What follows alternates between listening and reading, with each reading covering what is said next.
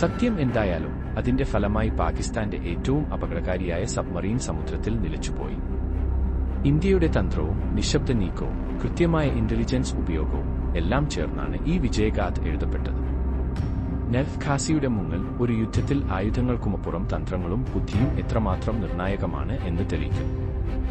ഇത് തികച്ചും ഇന്ത്യൻ നാവികസേനയുടെ ധൈര്യത്തിന്റെയും തന്ത്രബുദ്ധിയുടെയും പ്രതീകമാണ്. ശക്തനായ ശത്രുവിനെ തോൽപ്പിക്കാനാവുന്നത് വലിയ ആയുധങ്ങൾ കൊണ്ടല്ല, വലിയ തന്ത്രങ്ങൾ കൊണ്ടാണ്. ഇന്ത്യൻ നേവിയുടെ ഇന്റലിജൻസ് രഹസ്യമായി പാകിസ്ഥാന്റെ നീക്കങ്ങൾ നിരീക്ഷിച്ചു. പാകിസ്ഥാൻ വിക്രാന്തിനെ തിരയുമ്പോൾ വിക്രാന്ത് കൊച്ചി തുറമുഖത്തിൽ സുരക്ഷിതമായാണ് നിലയുറച്ചിരുന്നത്. അപ്പോൾ ഇന്ത്യ ഒരു വലിയ തന്ത്രം നടപ്പാക്കി. റേഡിയോ സിഗ്നലുകൾ വഴി വിക്രാന്ത് വിശാഖപട്ടണത്തിലാണ് എന്ന് വ്യാജമായ റേഡിയോ സന്ദേശങ്ങൾ ഇന്ത്യ അയക്കാൻ തുടങ്ങി. എന്നിട്ട് വളരെ രഹസ്യമായി വിക്രാന്തിനെ കൊച്ചിയിൽ പുനഃസ്ഥാപിച്ചു.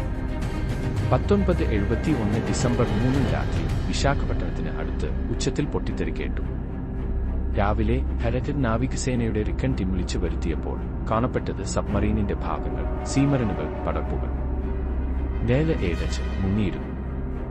എന്താണ് സംഭവിച്ചത്? വ്യത്യസ്ത അഭിപ്രായങ്ങൾ നിലനിൽക്കുന്നു. അതിൽ ഒന്ന് ഇന്ത്യയുടെ INS രാജ്പുത് ആണ് അയൽ ഖാസിയെ കണ്ടുപിടിച്ച് തോക്കും ഡെപ്ത് ചാർജും ഉപയോഗിച്ച് നശിപ്പിച്ചതെന്നാണ്. എന്നാൽ വേറൊരു അഭിപ്രായം ഖാസിയിൽ തന്നെ അപകടകരമായ മൈൻ പൊട്ടിയത് മൂലമാണ് അപകടം സംഭവിച്ചത് എന്നാണ്. സത്യം എന്തായാലും അതിന്റെ ഫലമായി പാകിസ്ഥാന്റെ ഏറ്റവും അപകടകാരിയായ സബ്മറീൻ സമുദ്രത്തിൽ നിലച്ചുപോയി. ഇന്ത്യയുടെ തന്ത്രവും നിശബ്ദ നീക്കവും കൃത്യമായ ഇന്റലിജൻസ് ഉപയോഗവും എല്ലാം ചേർന്നാണ് ഈ വിജയഗാഥ എഴുതപ്പെട്ടത്. നെൽഫ് ഖാസിയുടെ മുങ്ങൽ ഒരു യുദ്ധത്തിൽ ആയുധങ്ങൾക്കുമപ്പുറം തന്ത്രങ്ങളും ബുദ്ധിയും എത്രമാത്രം നിർണായകമാണ് എന്ന് തെളിയിക്കുന്നു. ഇത് തികച്ചും ഇന്ത്യൻ നാവികസേനയുടെ ധൈര്യത്തിന്റെയും